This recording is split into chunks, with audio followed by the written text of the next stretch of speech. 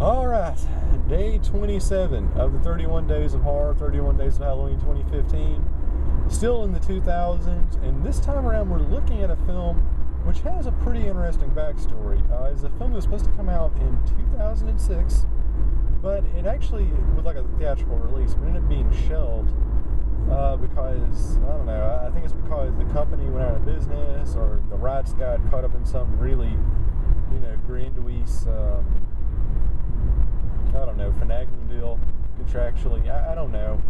But it's a film that kind of became sort of a lost film for quite some time, but then ended up making it and being put on, Netflix and Hulu and the YouTubes and all that stuff. So anyway, it's a film called All the Boys Love Mandy Lane, and it's sort of a neo-slasher, post-scream horror flick, which is really rudimentary. I mean, it looks very, very glossy. That's the thing about these movies. They look absolutely beautiful. They're all high definition. The cinematography is great. It looks like they cost like $1 million, and they cost like $32 to make. And I think the big appeal of this one is it's very gruesome. Well, I mean, it's not really gruesome. I mean, it's not like MSD4 or anything like that, but it is pretty violent. I mean, it's way, way gorier than the stuff I grew up with in the 80s. I don't know, it's kind of hard to really say anything without kind of giving away really key parts of the plot. So I'll do my best to keep this as spoiler-free as I can, but no promises. Alright, so it's in Texas, and we all know Texas has a very, very storied horror legacy.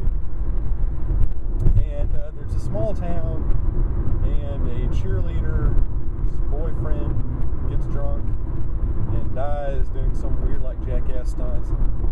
And like a year later, the cheerleader and all of her friends get together and they go out to the rural woodlands for like a weekend of debauchery and smoking weed and doing all that fun stuff.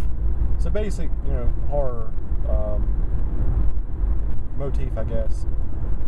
Your standard genre stuff. And there's a subplot about like this crazy stalker, like ex-boyfriend or just a deranged plain stalker who's going after the titular Mandy Lane. And got all these subplots going on. Everybody's hooking up, people are breaking up. And of course, there's like another guy who's like a ranch hand. He's like all muscular and stuff, so he's kind of a red herring. And of course, it's a whodunit. Somebody's killing these kids one by one. So who is it? So it's sort of the traditional Agatha Christie film. But there's a pretty big twist at the end. I kind of saw it coming, but, for those of you that really don't have much experience with the genre, I don't know, you might get surprised. But, it's very, I don't know how to put it, because I'm going to spoil the movie, there's no way to do it.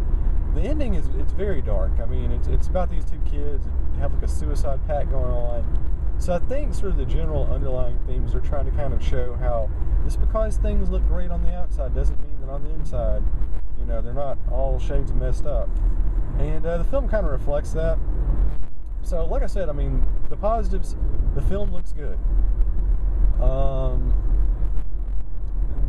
gore effects are pretty good. I mean, as a whodunit, it's passable.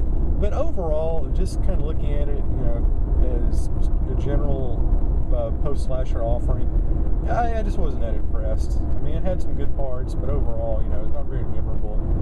It's been a couple weeks since I last saw it, and I'm really kind of struggling to recall anything vividly about the film, other than the basic plot points. So I mean, it is what it is. Like I said, it's one of those movies where, to me, it's more like something I have playing in the background, while I, scribble in a notebook or, make a grocery list, or just wait for my girlfriend to show up. Something like that, something where you're not really actively watching it. It's more of a passive thing than anything. So, all that to say, I'm going to give this one just 2 pieces of candy corn out of 4. I mean, there are certainly better genre offerings out there, and you should probably figure out a way to find them. So, skip this one.